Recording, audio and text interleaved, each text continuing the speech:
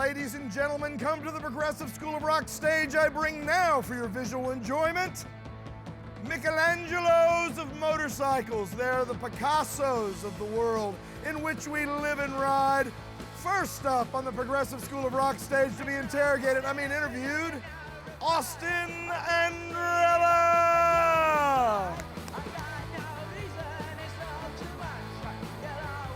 Come on up, buddy.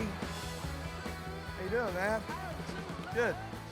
Okay, this thing is like a this bad, this bad, this awesome. There you go.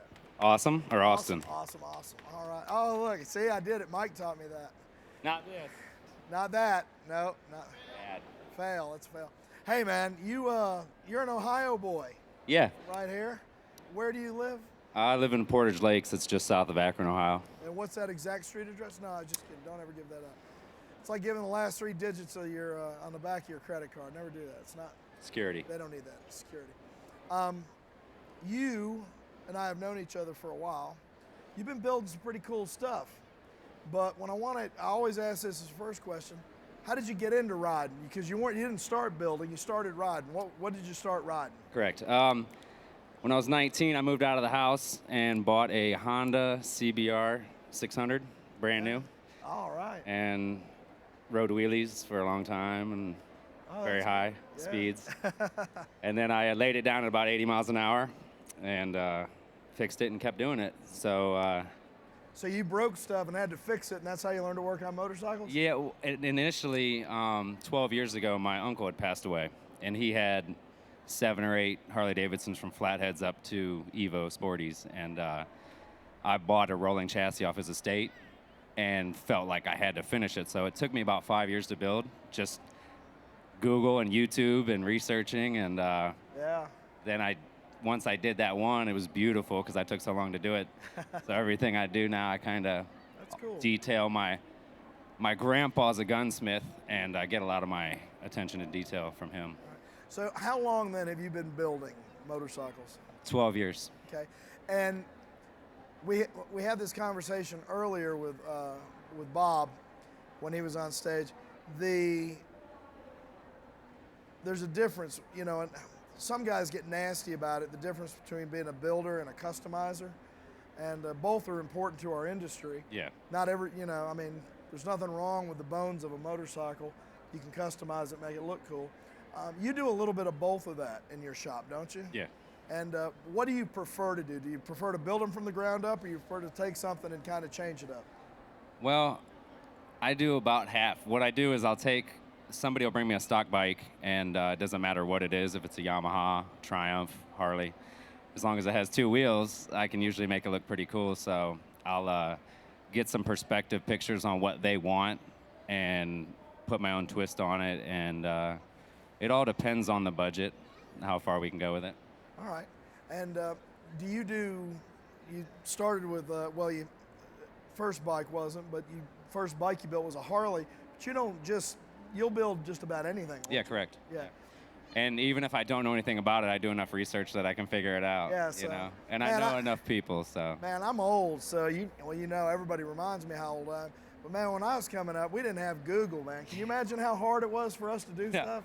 I couldn't have done it. Man, we didn't even have cameras. You guys take pictures of everything you guys take pictures of everything you build, everything you eat, everything. Oh, look at my hair, my hat, my jeans, I pooped. You guys take pictures. We didn't have cameras. We were so poor, we didn't even have cameras. So, but that is a good tool, and it's something that really has changed the motorcycle building community. Fast. Yeah, really fast, because you can see a lot of ideas splayed out there. So you've got a shop, Austin Martin Originals. Correct. And how many hours a week do you work there? 60 hours. But you also have a full-time job. Yeah. How long do you work there? 40 to 60 hours. 40 to 60 hours. What's your full-time job? I'm a union sprinkler fitter.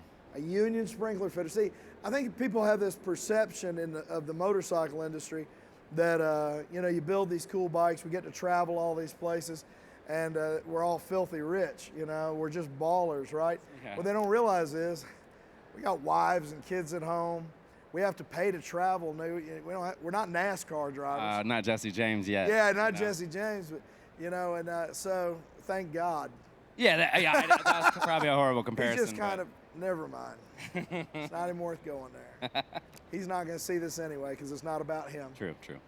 But anyway, no, but it is. I mean, it's a labor of love, so you have to invest in it. So, but you're building, you've got a custom client base, you've got customers coming in all the time, but still need to, in order to feed your family, still have to have that other job. So it's a sacrifice. Well, not that I necessarily need it, but it's nice to collect $1,000 paycheck a week, and it's guaranteed every week, and then I can make what I can in the afternoon or on the weekend. Well, and it's the insurance and all benefits, annuity, I mean, with retirement. kids and everything, you got to have all that stuff. So, and those are the things the motorcycle industry just kind of, we both know people that have been building for their whole lives, and they don't have retirement, and they don't have health insurance. They got to keep doing what they're doing. Just doing what they're doing. So, but now, this past year, what was give me a highlight of this past year for you?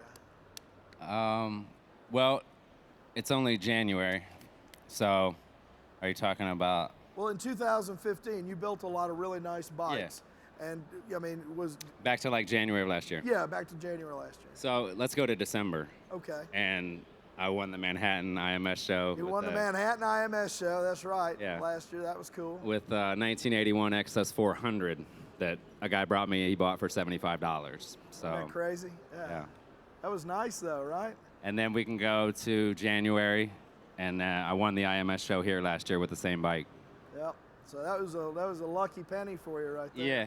That was nice. Now you also had some stuff in some magazines this past year. Correct. I was on the cover of the Horse magazine with the same bike. Yeah. That bike did you right.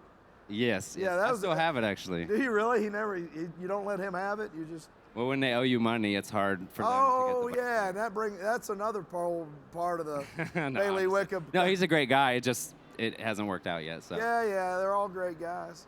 He lets me use it. Yeah. Whenever I want. That's good. Yeah, I'd use it too. I'd use it as a bike I have in my shop for sale. That's because I'm old and angry now. So no, but now you do have a family that you're supporting with this. Yes. A wife. A wife of 10 years. Been with her for 15. Okay, and how many kids? 3 daughters. 3 daughters. A lot of estrogen in that house, man. Correct. Yes. How old are they? I think that's one of the reasons I'm in the shop for 60 hours a week. 60 hours a week. 40 of it, you're just sleeping, probably. I know. Instagram. Instagram, that's right. Taking pictures of your poop and your lunch. That's what you're doing. Welds, a lot of welds. Yeah. What are your 8 daughters' ages? Adeline Montgomery, she's 6. She's my shop rat. She's the one that hangs out. She's got her own lift, her own toolbox, her own welding hood. Ava Victoria, she's 9. And then Ayana, she's my oldest. She's 12. All right. So what's the next big thing for you? Actually, next weekend, I got invited. They selected 50 bikes in Cincinnati at the Rheingeist Brewery.